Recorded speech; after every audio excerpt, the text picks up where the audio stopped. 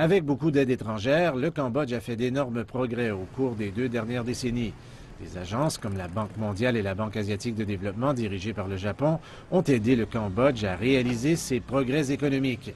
Le président de la Banque asiatique d'investissement dans les infrastructures, soutenu par la Chine et coprésident du Forum économique mondial pour l'ASEAN de cette année, a souligné que l'AIIB travaille en étroite collaboration avec d'autres banques et institutions de développement, y compris la BAD, pour répondre aux énormes besoins en infrastructures de la région.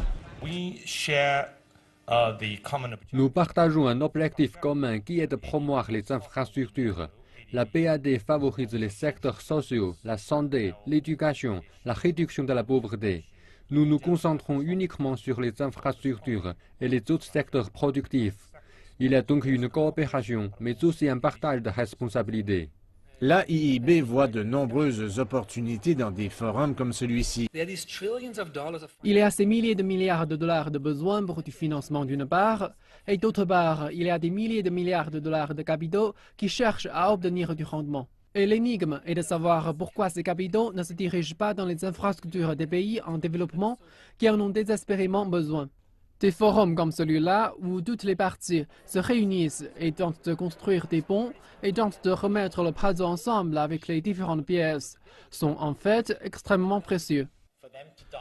Dans les coulisses du forum, le géant des services professionnels PricewaterhouseCoopers a présenté un résumé d'un rapport approfondi sur l'initiative Ceinture et Route.